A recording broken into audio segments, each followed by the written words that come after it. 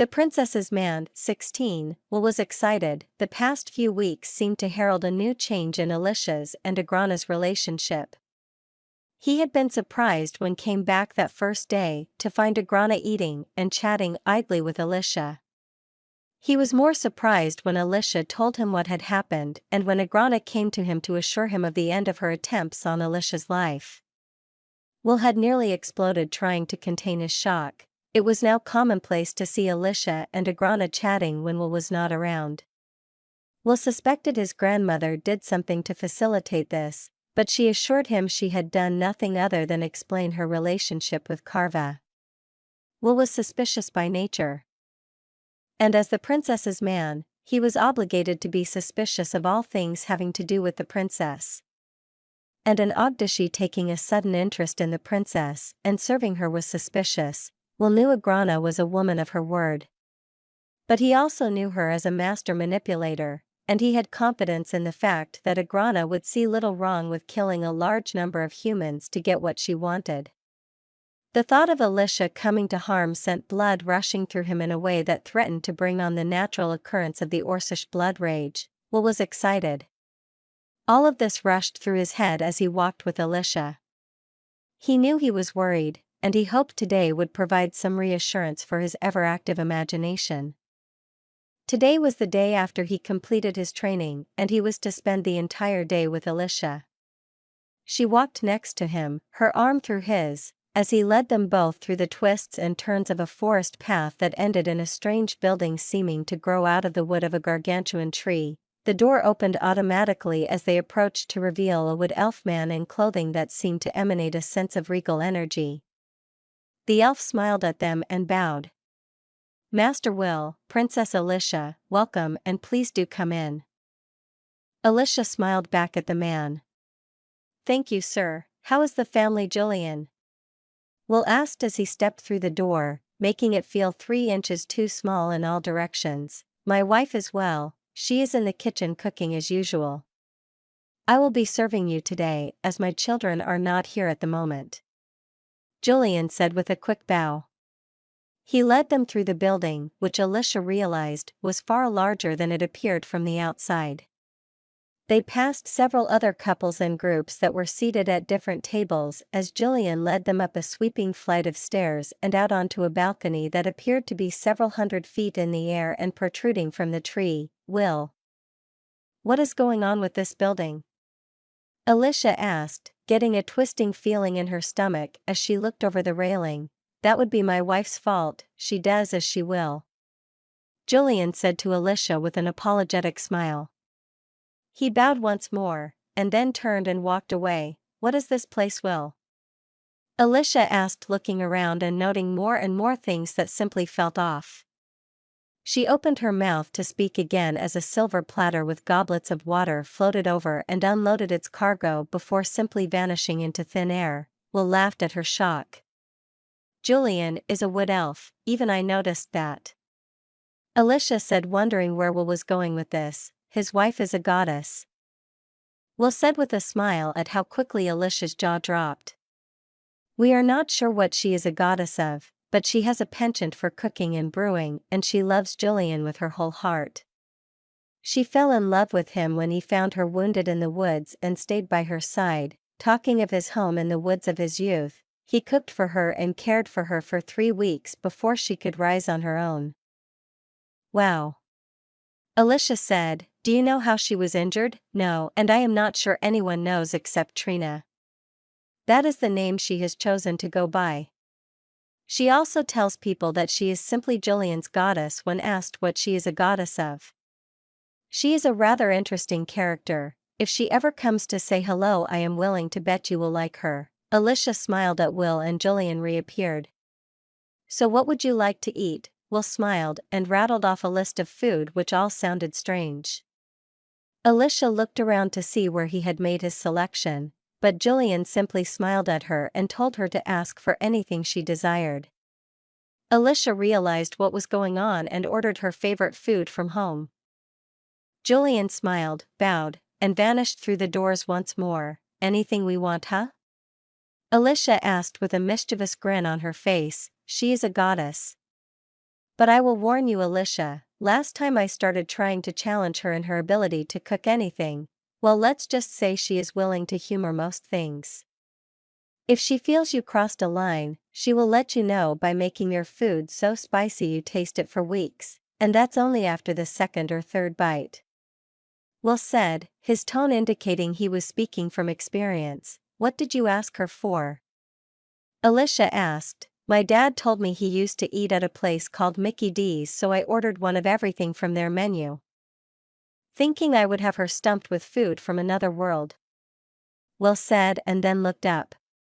She made it all and delivered it to me, told me to enjoy, and told me if I ever asked her to make such ludicrous and disgusting food again, I would find myself unable to eat solid food for a year. Alicia laughed and smiled at Will as Julian brought out a small cart loaded with plates of food he began to lay on the table.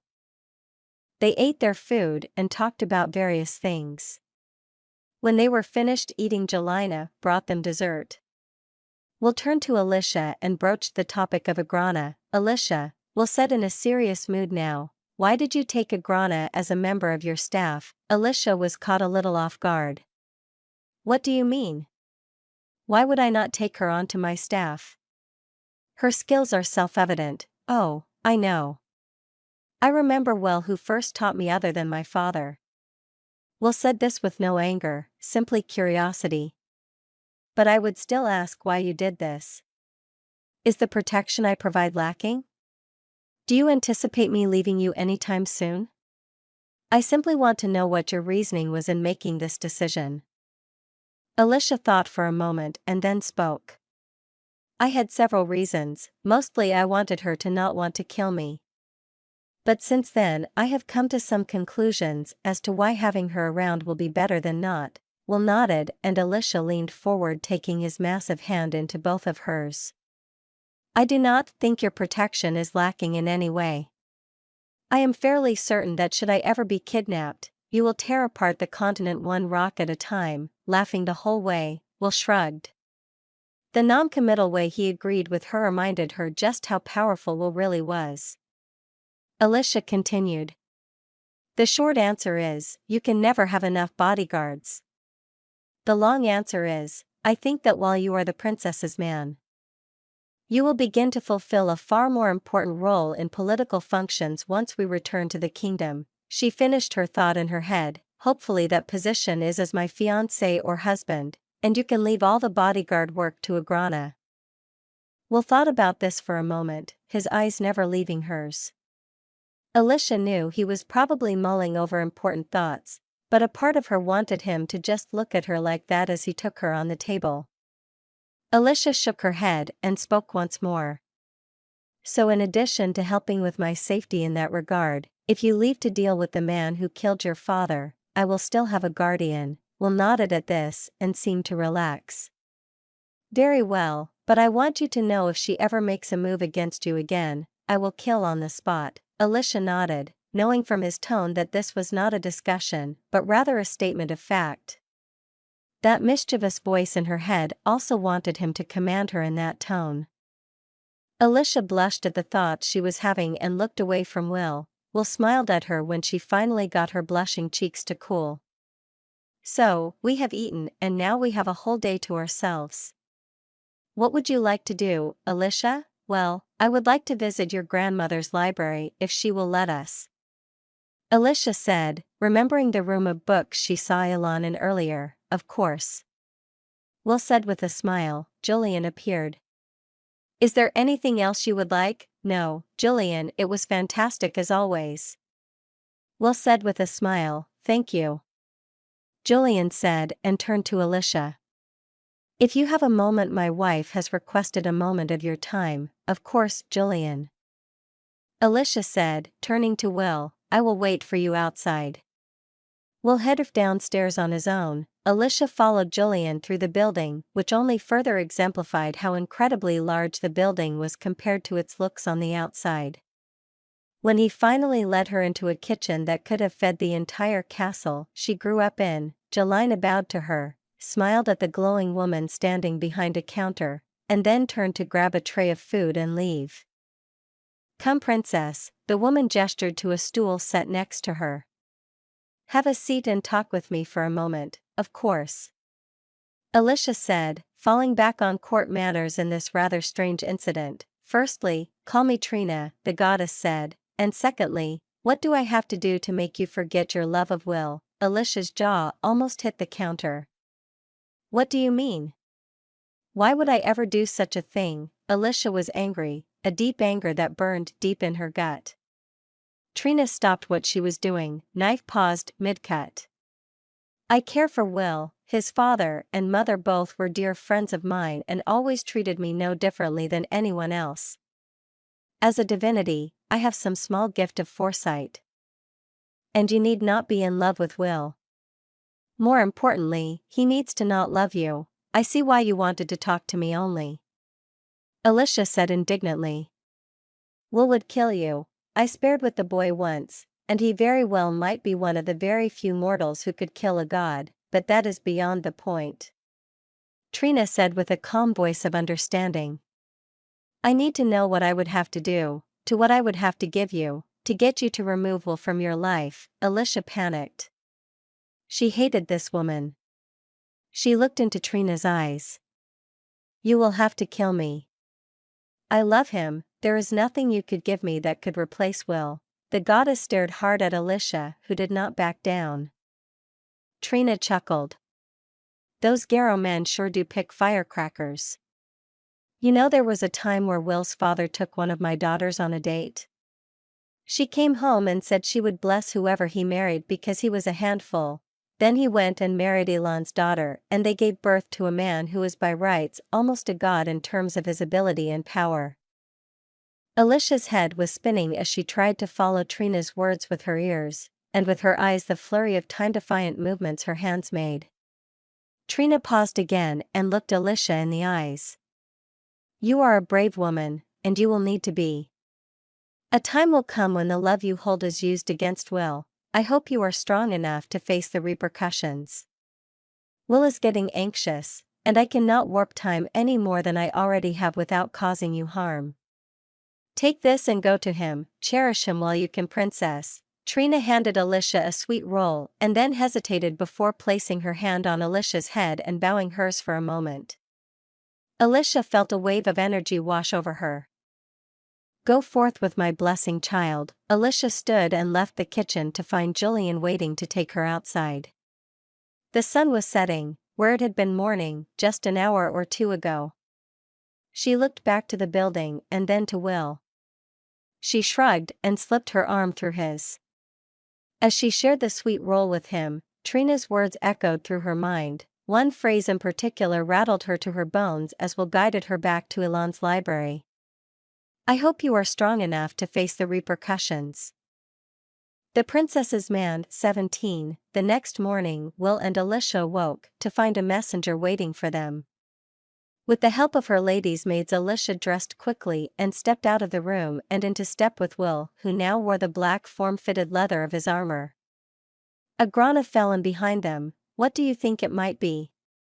Alicia asked, placing her hand in the crook of Will's right arm. I don't know, but the fact the messenger was sent to both of us tells me it's probably from your father. Maybe he has another mission for us. Will said. They walked in silence until they got to the audience hall at the front of the home. There waited Gotro and Elon with a man wearing livery of the Colt Kingdom. When the messenger laid eyes on the princess, he dropped to one knee. Princess Alicia, it is good to see you well. I will be happy to tell your father as much. The messenger said, Is my father well? Alicia asked. You may rise, thank you, princess. The messenger stood. When I departed, yes, the king and queen both were well. Prince Kale also asked to wish you well. But this is all in addition to the reason why I was dispatched. The king has requested that the two of you return with all haste. There have been several attacks on the kingdom, and with the capture of several of the enemy, new information on Vilter has come to light. The entire room suddenly felt icy as Will's gaze happened to a blade's edge, and he stared at the man with a frightening intensity. What exactly was said? Even Elisha felt a shiver run up her spine as Will spoke those words. She could only guess how the messenger was feeling. Well, the king told me to tell you there had been a development, and that he now has some solid information regarding Vilter's possible location. Otherwise, he said very little to me. Sorry. The young man was almost cowering as he finished. Will's gaze held the man for a few more moments before he took a deep breath and closed his eyes. Will opened his eyes once more and patted the messenger on the shoulder. Thank you, I am sorry for how I reacted, no problem. The messenger said as he recomposed himself. I am to accompany you back to the kingdom if you are ready to depart. Will turn to Elisha. Well, Elisha, it's up to you, my training is complete. If you wish to remain for a while, I will do my best to let you take your time, but I cannot promise that I won't pressure you to head out. Will said all of this very bluntly. If, however, you are ready to head out, I will take us via the elf stones, and we can be back in the kingdom in 3 days. The messenger's mouth fell open. 3 days? Wha? His voice faded to silence as he remembered who he was in the company of. Elisha thought for a moment, then nodded. I am ready, I believe I have learned all that I can. The remainder is just practice, and I can do that anywhere, thank you. Will said, the relief in his tone betraying how much he wanted to be off after Vilter. Will turned to his grandparents. Grandfather, we will be departing tomorrow. Elon interjected, you must pack and give Agrana time to get her things together, and I need some time with Elisha. So you will leave tomorrow, Will began to object, but a look from both his grandparents took the wind from his sails. Very well. Tomorrow, the day was spent in hurried preparations. Will went to each of the Gobran's best smiths and got their finest weapons, and then spent the remainder of the day talking with his grandfather as he packed. Elisha packed first, leaving out traveling clothes for the journey tomorrow, and then was summoned to Elon's library. When Elisha sat across from Elon with Agrana standing outside the door to prevent anyone else from entering, she suddenly felt her stomach doing flips. Elon smiled at her and then asked a simple question that Elisha would have given anything to not answer.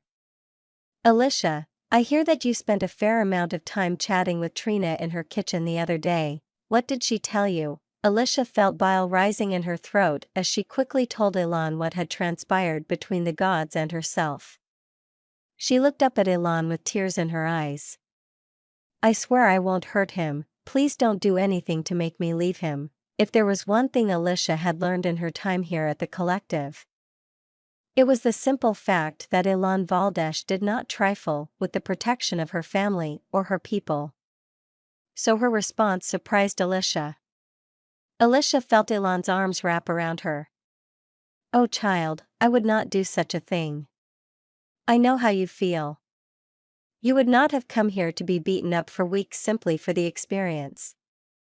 I also know that, unfortunately, Trina is right more often than not. So in return, I offer you this. The object Elon placed in Elisha's hands was familiar enough, a key ring with several keys. However, as she looked closer, she realized each key was made from a bone. Elon smiled at the stunned look on Elisha's face as she explained what the keys were. They are called wish keys. Each is carved from the rib of a Gilsharibram by another Gilsharibram. The magical power that is stored in each key is enough to open a portal from this plane to the next. If the need should ever arise, use these keys to summon demons. They will obey you for about an hour before they return to the plane of fire. Elon, I could never accept these, they are, nonsense. This is the best possible use for them. Bone magic goes to waste if it is not utilized out of some sense of propriety, Elon said with a smile, closing Elisha's hand around the keyring. Take these keys and use them to protect yourself, your family, and Will. Thank you, Elon. Elisha said, tucking the keys away in a small pocket on her dress. You are welcome. Now, about the real reason I wanted time with you, Elon said, her grin turning mischievous, as several handmaids entered the room with boxes and bags. After a long and very revealing conversation with Elon, Alicia felt as if nothing could surprise her as she walked from the library to the hall where a small feast had been prepared in honor of her and Will's departure. She was however wrong when Will seemed to step out of the shadows next to a door, and fell into step next to her. So how did the conversation with my grandmother go? Will asked. Alicia's face turned so red, Will worried another demon had come for him as he laughed quietly to himself. It was educational, that is fair, Will said, choosing not to press the issue further as Alicia desperately tried to relax. Let's eat and have fun tonight, then tomorrow we will worry about everything else. Deal? Sure, Alicia said with a smile. Good, now either get a room or walk faster.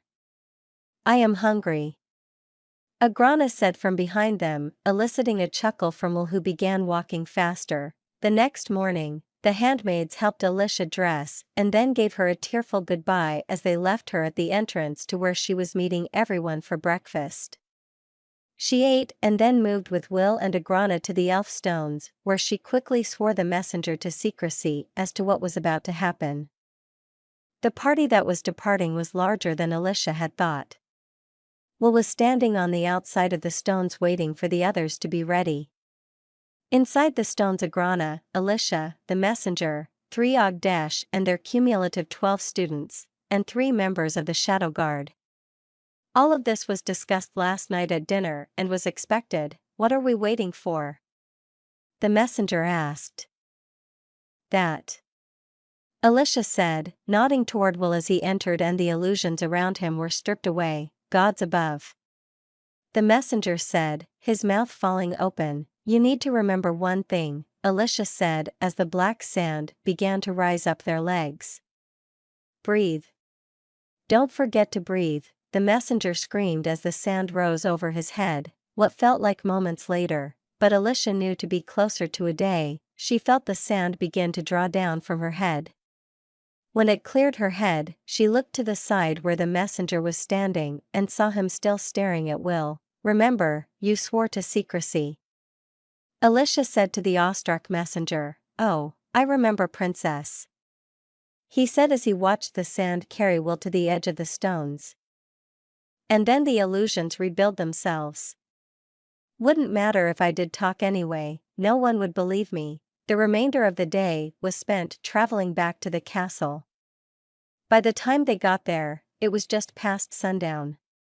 Had the princess not been part of the party, Will doubted the guards would have opened the gate. After they got settled, Sir Balfour came to get them. Princess, Will, it is good to see you both safe and sound, you as well, Sir Balfour, Alicia said, and Will clapped him on the shoulder. I wish it were under different circumstances. We should go. I am sure the king will want to explain to you both what is going on. Sir Balfour turned and walked quickly toward the king's reception hall. As they walked, Will's brow furrowed and his eyes seemed as if there was a storm brewing behind them. Alicia decided something in that moment, and took his hand to give it a slight squeeze, before placing her hand in the crook of his arm as was proper. I'm going with him, Alicia said to herself, I'm going with him no matter what anyone says. They composed themselves and walked into the room where the rest of the royal family waited. The princess's man 18, when Will and Alicia were seated at the table with the royal family and Sir Balfour, much to Will's distaste, Alkard, the king spoke. Well, firstly, it is good to see you both again. We have already received messages from the collective, as well as our new allies the Grenga. So thank you both for your efforts in this. I also heard from the Grenga that you apparently removed several wizards from their city, and they apparently served Vilter. It was purely a pleasure. Will said, that dangerous tone of his creeping into his voice. I'm sure, the king said, well, those events started us wondering what Vilter would want with the Grenga, so we started doing some digging to see if we could find him. We didn't find him, but we found where he was born. We have solid reports he visits his hometown frequently for some reason.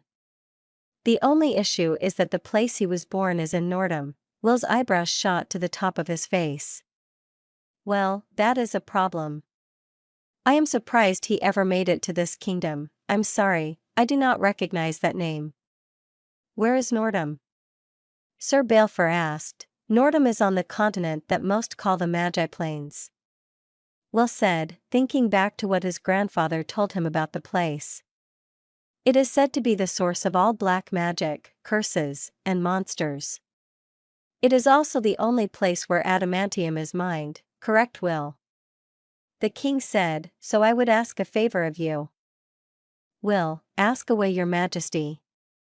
Will said, a strange sense of apprehension in his gut. Would you please join a group I am putting together to establish a mining colony on Nordham? You would of course be permitted a respite from your duties as the princess's man. The king would have continued, but Alicia interjected. No, where Will goes, I go as well. Alicia was surprised and embarrassed by how adamant she sounded on this topic. The king looked at his daughter, meeting her eyes. Then smiled and passed a gold coin to the queen. Very well, Alicia, you will act as my eyes and ears to this mission. And assuming you follow young Will, maybe you can act as a restraint for him, if it is needed. Will smiled good-naturedly at the gentle barbing. I will be sure to return her safe and sound, your majesty, see that you do. I will provide you with all the information I can gather on the village you should investigate, as well as all the information I can gather on Nordham as well. The king said to Will, then turned to Alicia. My daughter. I will leave it to my advisors to gather miners and those who wish to move to Nordham, but you should gather a team of your own to assist with the things you will have to do. The queen held her daughter and Will in her gaze. Then, for the first time that Will could remember, she spoke. I do not need to tell you both that a trip like this is potentially life-changing. You could both die, or you might decide to start a new kingdom on Nordham and never return. You will only be able to depend on one another over there, so take good people with you. Make sure your bonds with each other are strong enough that nothing will break them. Will nodded, and noticed Alicia blushing as she nodded. Then the king spoke once more. Very well, in 1 month, you shall both depart, leading the expedition to establish a mining colony. Work well, work hard, and bring success to the kingdom, and to your own endeavors. The first week of preparations were a blur of interviews as Alicia and Will worked together to find the skilled laborers and leaders they would need to help establish a new town. Now they were focusing on finding their own personal group who would ideally leave and return with them. Currently, their party consisted of Will, Alicia, Akmedrah, the 3 Drati shadow guards, and one of the Ogdashi who had come with them, bringing their total to 7. Ilsia was attempting to select handmaids and staff for herself and Will. Will was insisting on not needing any such help. I will be fine, Will said. You should bring a handmaid or 2, but I don't think I will be dressing up for much. I know, I just think. Alicia said, only to be interrupted by knocking on the library door where they were seated, eating as they worked. Enter. Alicia said, noting how Will seemed to suddenly appear next to the door. In walked Elvira, who had worked with Will when he first came to the castle. Princess, if I may, I would like to volunteer for your expedition. I know you probably want staff, and I have no family to worry about me, so I would very much like to go. Alicia smiled at Elvira. Of course. See, Will? People even want to come with us. Will smiled at Alicia. Very well, Princess. I will cede this decision to you and your superior judgment. Elvira turned and spoke to Will in Elvish. I would very much like to serve you, Will Garrow, Princess's man. If I may be so bold to offer. Will looked at her appraisingly and then responded in common. I am fine with it as long as the princess is okay with it. She will, for all intents and purposes, be the ruler of this group. So clear it with her. I will leave you 2 ladies to discuss it. Will smiled at Alicia, then turned and left. Alicia smiled at Elvira. So what was it you wanted? Elvira seemed flustered. I merely suggested that I could serve as Wilgaro's maid. Alicia looked at the elf girl, her eyes quickly taking in the luscious figure hidden behind the layers of cloth that made up the royal servant's attire. Alicia could not help but be jealous. Where Alicia had a slender body and was not beautiful, this woman's body looked built for pleasure. Why would I ever let this woman near Will? I want him to use my body, not be treated by you every morning. The thought popped into her head before Alicia could even register another thought. She shook her head to clear it, reassuring herself that Will was not the type to sleep with the servants. Well, you may join our household staff, but Will has made it clear he has no desire for a designated servant. So, if you would like, you may serve me, or you may serve our household if you would still like to come. Alicia said, cringing slightly at the diplomatic but still obvious way she had steered the woman away from being alone with Will. Of course, princess, I would be honored. Please feel free to assign me to any place in your household as you see fit. Elvira smiled and turned to leave. Alicia sat back sighing when Agrana seemed to materialize out of thin air. Well done. Now do you want me to disappear her? No. Alicia said, forcefully so there would be no mistake in her interpretation. No, please don't hurt her. She has done nothing wrong, yet. Agrana said, disappearing to her hiding spot once more, keeping an eye on Alicia. Gods let her be wrong, and me be right. I cannot lose him.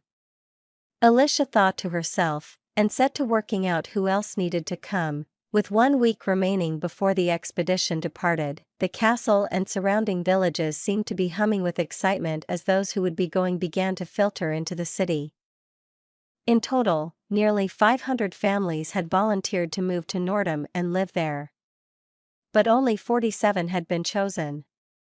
The final number of people, including Will and Alicia, who were going to be leaving on ships was brought to 477 individuals, filling 4 ships, with another 2 ships for livestock and supplies. Alicia was panicking. She felt as if she was going to lose Will in some way along this trip. So she made a decision and asked the castle chef to prepare a special dinner for her and Will. Will arrived per her request and they ate their fill. Talking about the upcoming trip and the massive undertaking that would potentially change their lives for better or worse. When they finished their meal, which Will could not stop complimenting, they sat on a balcony overlooking the castle gardens, sharing a bottle of wine. Will, I need you to know something. Alicia stared at the wine in her glass, feeling her cheeks burn and hoping Will would think it was the wine. And what is that, Alicia? Will said, his eyes meeting hers. You know, I never properly thanked you for saving my life that first time you met me. My father gave you a job and you have done so much for me. But I never thanked you properly. Alicia said, building her courage for what she had to do. It is not a problem, Alicia. Will was stunned when he was interrupted by Alicia standing and coming to sit on his lap, then planting a long kiss on his lips. When she finally pulled away after several moments, Will was out of breath. Well, consider me thanked, Alicia, I love you. Alicia said, her voice almost squeaking with how nervous she was. I love you so much, Wilgaro, and I think I have ever since you stepped into that alley. I want you to know, no matter what happens on this trip, I love you, and I think I always will. Alicia took a breath to continue speaking and was surprised when Will's lips met hers, his tongue ravishing hers, and a moan escaping her mouth as his massive hands pulled her into him. When he finally let her come up for air, Alicia was thoroughly turned on. Every part of her body was aching for him. Will leaned back in his chair and pulled her close as she sat atop him. I know you love me. You are adorable and I like that about you. But you are terrible at hiding your emotions. I want you to know something as well, Alicia, I love you. I love you with my whole heart. But a part of me cannot give up the hunt for Vilter. The venom dripping from his voice added to the resolve she felt from him. I wish I could just give it up. I wish I could just let it rest and have a happy life with you, Alicia. Will's mouth worked as if searching for words. I understand, Alicia said, placing her hand on his cheek. I really do. That is why I will help you see this through then, after all is said and done. You are mine, Will Garrow. Yes, princess, Will said in a mocking tone and kissed her again. In the days after their confessions to one another, Will and Alicia seemed to grow infinitely closer. And on the day of their departure, she looked out from the railing of the ship and found herself sad to see her family and the life she knew fading into the distance. But she was even more excited at the prospect of building a new life with Will. Will looked about the ship that would be his and Alicia's home for the next month and a half, and made himself a promise. No matter what happens, Alicia gets home safe, even if I have to kill everyone else with my bare hands. The Princess's Man 19, the journey on board the ships had been uneventful, and with the help of the mages that came against Will's urging, they even managed to shave several days off their trip with a bit of wind magic. Will had begrudgingly admitted it was better to have them along. When they finally heard the young man in the crow's nest calling out the sighting of land, an audible relief of tension washed over everyone. All right, Alicia, you are now essentially the queen. Will is to protect you and do what you wish, but from here on out, you are the one who makes decisions, so work hard. Alicia said quietly to herself. And Will smiled at her when she looked up, slightly embarrassed.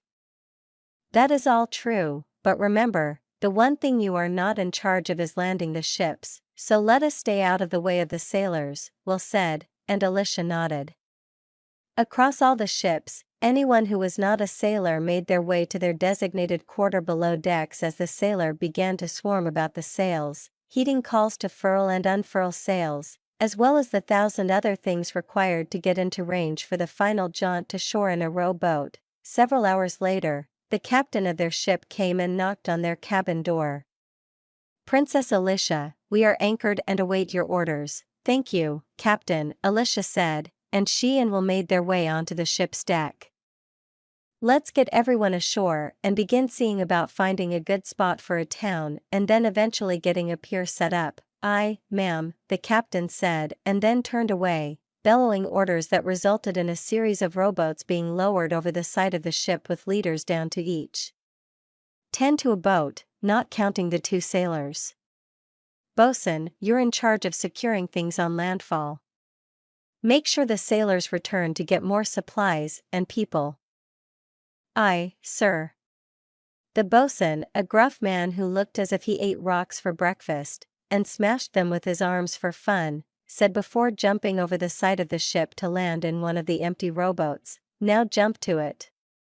The captain shouted, and sailors echoed back and scrambled down to the rowboats, the cargo holds, and various other tasks needing to be done. Alicia and Will, along with the 3 Drati, the Ogdashi, Agrana, 2 sailors, and 3 men who were young and single-skilled workers hoping to make their fortune on this trip, climbed into a boat, and Will smiled at the sailors. Mind if I row? Both of the sailors looked up at the towering form of Will and shook their heads. Both lads squeezing into Will's now empty seat next to the princess, who smiled kindly at the clearly terrified young men. Then Will took an oar haft in each hand and began to row with long deep strokes that quickly brought the boat to a speed that Will was sure the 2 young men could never hope to achieve. The trip from the ships to the shore took 5 minutes with Will rowing. When they looked behind them, it seemed like it would be half an hour or more until the other rowboats made it to shore. Will stood and jumped over when the water was only a couple of feet deep, taking a rope from the lead end of the small boat, putting it over his shoulder, and casually dragging it and its passengers several feet past the high tide line. You can head back now, Will said to the 2 sailors, who looked completely flabbergasted, or you can wander around here for me and see if there are any potential dangers until the others arrive. The 2 young men brightened at this. Of course, sir. Both young men took off together and began scouting out the beach. Will, on the other hand, turned and looked up at the trees further inland. They are massive, larger than anything I have ever seen, even in the collective," Alicia said as she took in the trees that, from a distance, looked to be nearly 15 feet thick and hundreds of feet tall. "Imagine the ships we could build with those." "Imagine indeed," Will said. "I'm more interested in what kind of pier we could build and how quickly if we felled a couple of those." Alicia nodded and began walking with Will, inspecting the shoreline while they waited for everyone else. The next few hours before sunset were busy, with the sailors rotating who rowed, who took breaks on the shore, and who loaded from the ships to the rowboats. By the time night fell, nearly everything that could be moved without a pier had been moved, and all the personnel, except for a skeleton crew that would be rotated once a day, were off the ships, and a temporary camp had been assembled, bonfires had been built, and celebratory food had been brought out. Alicia stood tall on a stump holding a stein of ale up. "The first and worst step in our adventure is over," cheers roared out from the group. Alicia continued when they had quieted down. "It may have been the worst, but it was not the hardest. Now begins the hardest. We must scratch a home from this strange new land and find ways to either survive, dominate, or coexist with any locals. So celebrate tonight. We have seen to the safety of everyone here with the help of the princess's man and our allies from the Gobran collective, so drink and be merry." Another cheer roared out, and Alicia clambered off the stump and took a swig from her stein. "Now, Will, I think I will drink and celebrate not being on a blasted boat anymore." Will smiled and nodded, letting Alicia have this celebration as much as she let the others have it. 2 months had passed since the arrival of the expeditionary group, and a lot had changed. Firstly, there was a reasonably decent palisade constructed around the landing site. After the attacks by wild beasts on their 5th night, it had seemingly only gone downhill. But despite it all, they had progressed. Alicia had asked Will to forego some of his protection duties, leaving her safety to the Draytee, and lending his incredible strength to the building efforts, first in building an incredibly rough pier and then everything to follow. Will had done so, and with the help of the skilled craftsmen they had brought, quickly gotten a rudimentary set of homes to build. Multiple families were sharing each home, but each day lessened this, as the entire group would work together on a single building, and like clockwork, a new home would be completed within 24 hours. None of it would have been possible without Will and Akmedrah both putting their Orcish sides to the test and performing feats of strength that would have humbled the strongest of men. Today was the 73rd day of the expedition, and it was time to build the home for Alicia, Will, Akmedrah, the Draytee, and the 12 household members they had brought. When they finished 2 days later, the manor that had been built far exceeded anything Alicia had expected. Further demonstrating the abilities of the people she had helped select, that night, another celebratory feast was had in what would eventually become the town square. Ilcia once again stood above the rest, this time on a dais built for such things. "In less than 3 months, we have built a home." A thunderous roar of approval came from the crowd. Alicia gave them a moment, then raised her hand for silence. "We have made it a point to ask everyone to avoid the deep woods for now, and we have been cutting only the smallest of trees near the shore.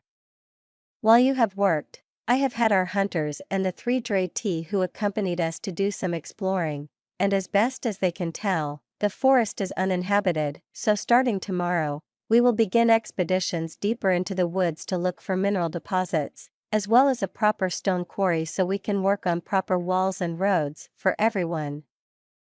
The crowd looked apprehensive because of a promise she had made them before leaving. Alicia nodded. "I promised you all that if you stuck around until this point, and everyone had a home built, I would offer you all a chance to return and that you would not be punished for departing." Alicia looked out over the crowd of 453. She remembered each of the 22 dead.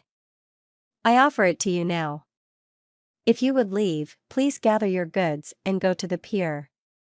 The ships return to Colt in the morning. The sailor will board tonight and leave before the first light, so you must go with them." If you leave, know that you do so with my thanks and with my blessing. Ilshai held her breath, half expecting everyone to turn and leave. 3 families did, and they were no surprise. Each had lost the man of the house or a child, and Elisha only wished them well. Elisha let them leave and then turned to the sailors who were present. To you men, who may or may not return, I thank you and wish you a safe passage. Captain, if you would see me before you depart.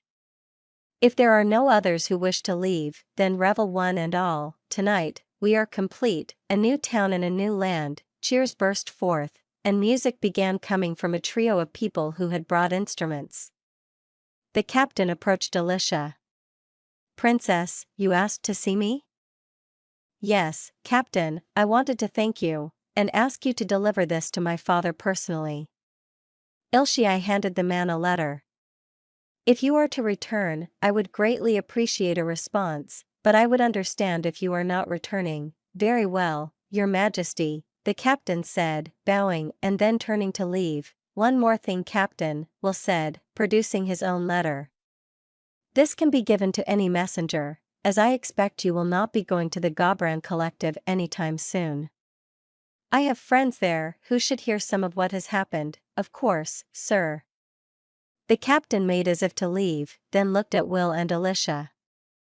I have never had much interaction with the royals. But if the 2 of you are any example, I am sorry I did not meet any sooner. With that, the captain turned and left, leaving Will and Elisha dining on the dais. Elisha turned to Will, knowing his patience was nearly inexhaustible when it came to her, but it was time. All right, Will, tomorrow, we can begin planning the expedition to the village my father told you about. Thank you, Elisha, Will said with a smile that excited and terrified Elisha as she wondered what kind of monster she was about to unleash on the poor village of Arvardam. The princess's man, 20, Elisha was somewhat worried. In the 5 weeks since the ship had departed, Will had seemed to be building towards something. A couple of times, he had informed Elisha he was departing on a scouting mission.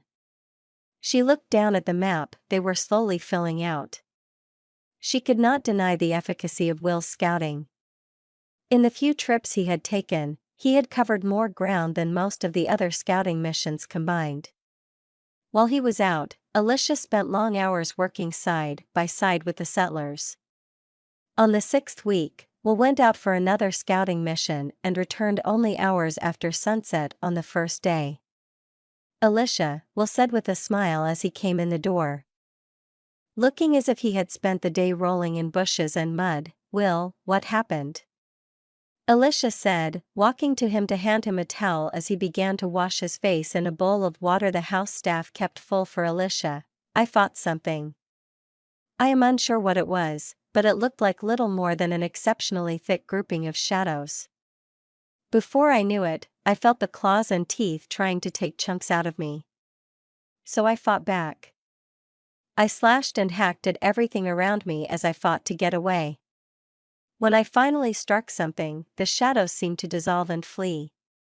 Will said all of this as he finished washing his face. We had something similar happen, Elisha said, causing Will to stop and focus on her. While we were outside the walls looking at a route for a proposed road towards the forest, all 3 of the Drati were engaged by one shadow. I fought to get through them to me, but when the Drati finally struck it, the beast fled, and as you said, seemed to dissolve into the shadows. Will was silent for a moment. We should be getting some magical communication soon. The next ships are meant to arrive at any time. Once that happens, we can reach out to my grandmother. She is the only person I can think of who might know what is going on. Until then I am going to put off any further scouting. Elisha nodded, and the 2 of them went to the ocean so Will could clean the mud from his body. After a refreshing dip, Will and Elisha went to sleep. The next 3 weeks were draining. At least once a day, either Will or Elisha would be attacked by the shadows. They had conclusively decided that there were 2 shadows, rather than one fast entity. The boats had finally returned. This time with fewer people and more supplies to help prepare for the 3rd wave. which would have more ships and many more settlers needing homes. The captain, the same one who had brought Will and Alicia, stepped off his ship onto the makeshift pier, and saluted Alicia. Princess's man, I apologize for the delay, we were held up waiting for the additional personnel that was added. Some more allies from the collective, the captain gestured up the boardwalk as 6 people descended. Will heard several sailors make disapproving gestures at the group. They came and the 3 Drati bow to Will and Alicia. Greetings, Princess. Greetings, Wilgaro. I am Janduri, a mage specializing in defense magics. The leaders of the Gobran collective wished me to bring my skills to aid you. With me are my sister, Tirani, and our close friend, Paratha. They are both mages as well, with one specializing in communications and the other in support magics, respectively. Well met, Will said, nodding. And who are the others in the group? Janduri said, these others are. I can speak for myself, young pup. An ancient-looking Grenga said to Janduri, whose eyebrow seemed to twitch. The Grenga turned to face Will. I am Gix. With me are Tarkin and his wife, Wintil. We are here to support your construction efforts at the behest of the leaders of the Gobran collective, in return for several services rendered since you brokered our alliance and protected our city. Will nodded. Alicia smiled and spoke. Well, I, for one, am glad that the 6 of you are here, and I welcome you all. If you have any trouble settling in, please do not hesitate to ask for help. The 6 bowed and made their way down the pier. Will turned back to the captain just in time to see him take off his captain's knots and hand them over to his first mate, who smiled and thanked the man before slipping the knots on over his own shoulder. The captain heaved a waterproof sack onto his shoulder and then headed to follow after the 6. Captain, Alicia said as he passed, what is happening? Well, Princess, I had a wife when I left last time, but apparently she couldn't wait for me anymore. I thought that since I didn't have much to go back for, I could stay here and help out, maybe do some fishing to help alleviate any food problems. Alicia smiled at the man and nodded. It would be fantastic to have you join us. We welcome you. The captain bowed to Alicia, nodded to Will, and went on his way. Will smiled, 7 new settlers. And a plethora of new supplies.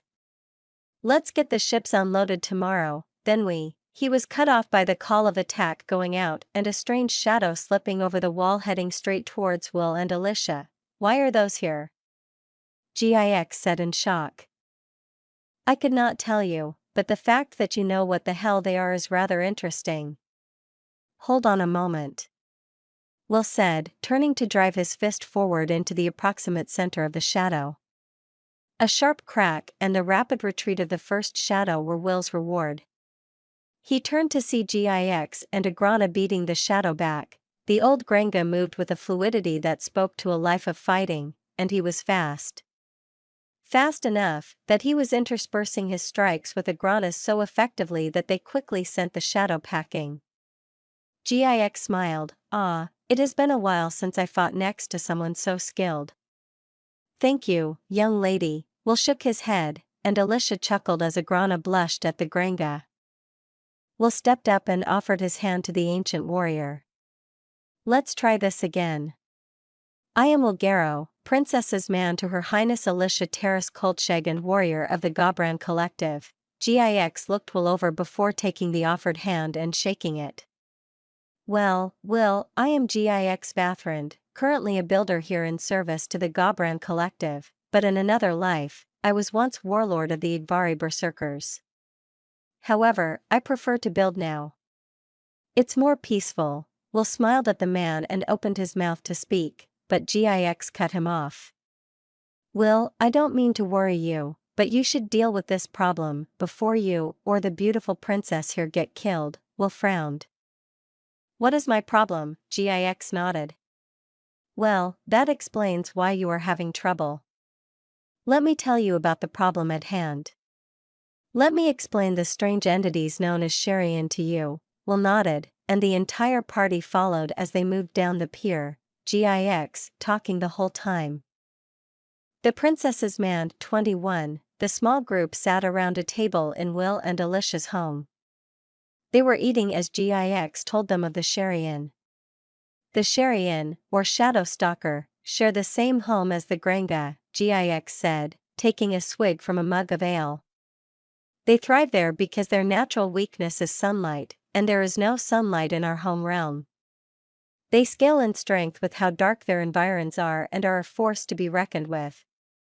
I am quite frankly surprised that you have lasted. This last comment he directed to Alicia. GIX looked to Will.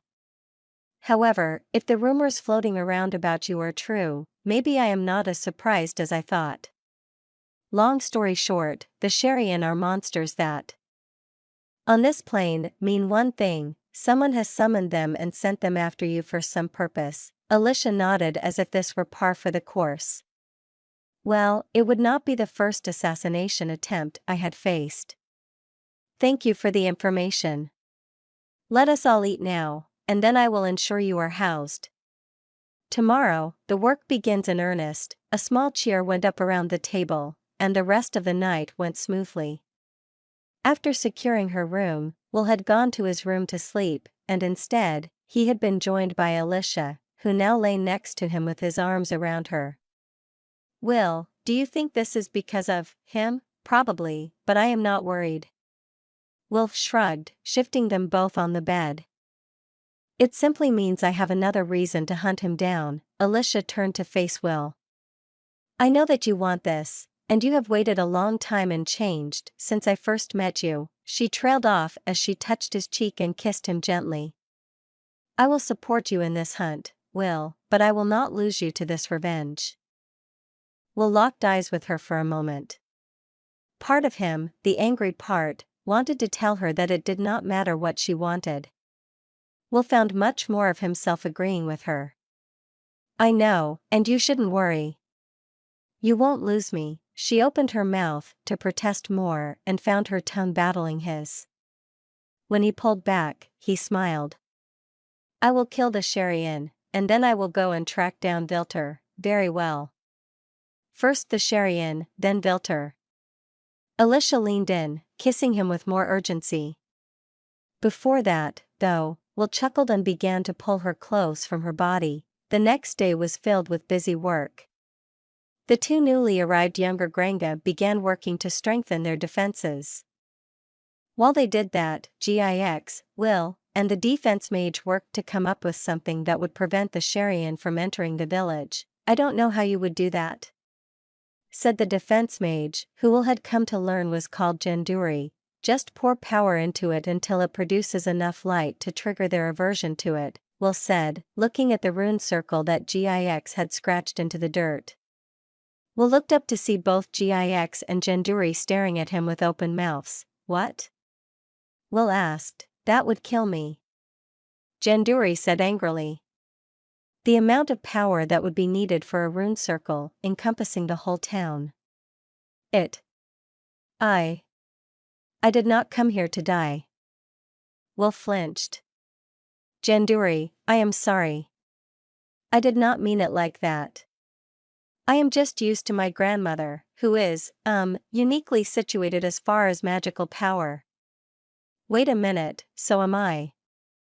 Could you take power from me and use it to power the spell? Janduri snorted.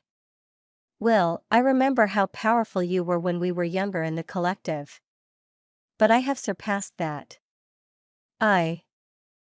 Janduri faded off as Will simply grabbed his hand. A moment later, Janduri ripped his hand out of Will's. But how? That much. No, I could not do it, no matter the amount of power. I am not a Chandler. But I will think about it, Will. Please excuse me, what did you do to the poor lad? GIX asked when Janduri was far enough away. GIX, what do you know of my grandmother? Will asked, nodding when the older Granga said she was an elf. I trust you, so I will tell you, she is a Gilsharibram. an arcane elf. I am 1/4 Gilsharibram. I simply let Jinduri feel the raw power I have access to. Gix stared at Will for a moment. Well, I guess that explains a lot. 1/4 elf. 1/4 orc, and half human. Son of the human hero if the rumors are to be believed. When Will said nothing, Gix simply laughed. Remind me never to piss you off. Fair enough, Will said, turning to Alicia, who was approaching. Alicia, what can I help you with? I am going to reach out to father and wanted you to be there for the conversation, she said, smiling up at him. Very well, Gix, thank you for your help, Will said, turning to walk with Alicia. A few moments later, Will, Alicia, Tarani, the communications mage, and Paratha, the support mage, stood in the reception wing of the house Alicia and Will shared. The two mages nodded and began chanting over a broad, flat dish of water on the table. After the culmination of their chant, an image of the throne room and cult seemed to shimmer into existence. Ah, Alicia. Will, it is good to see you both. Give me a moment, please, the king said, turning to tell everyone else in the room to leave. So what can I help you with, my daughter? Alicia ran through a brief summary of everything that had happened since her last letter. The king smiled at his daughter. It seems I chose well to send you to lead this expedition. The smile faded from his face, and then he turned to lock eyes with Will. Regarding the Sherry Inn, there is something that has happened here that you should know about. We have received word on what it is that Vilter is trying to do. He is trying to get access to your father's homeworld, Will.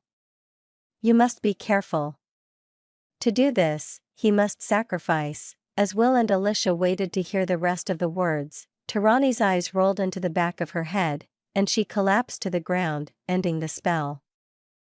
Alicia and Paratha rushed to the collapsed woman as a guard burst in. Princess, they are back. We are under attack. Alicia nodded to Will and then left the unconscious Tarani in the care of a maid. Will began issuing orders to the soldiers, and Ilika began issuing orders to the household staff. When they had a moment alone about 10 minutes later, Will turned to Alicia. I have a bad feeling about this. Me too, Alicia said, hugging Will for a moment. But remember, you promised I would not lose you. I did promise, didn't I? Will said, smiling at Alicia as she left to take upon her post. I'll keep that promise, Will said to himself as he walked out the door to see what he needed to do. The princesses manned 22, as Will and Alicia rushed outside, each heading to their own tasks. Will began looking around at the people rushing to and fro, and something inside him made him want nothing more than to scoop Alicia up and run away from it all as fast as he possibly could. But he had a duty, something Alicia expected of him, and he could not disappoint her. Well, she is helping the Granga and the mages try to block off the Sherry Inn. I guess I should see what else is stirring up trouble, Will said as he took off at a flat sprint for the wall and quickly climbed to the top. What he saw made him grateful. He had pushed for the completion of defenses before anything else. 2 Sherry Inn, a Granga, and 20 strange demon-esque creatures were arranged before him on the ground just beyond the effective range of magic or bows. Will grab the nearest person on the wall. Go and fetch any of the Granga who are in the village. On the double, the young man took off shouting at the top of his lungs for people to move out of his way.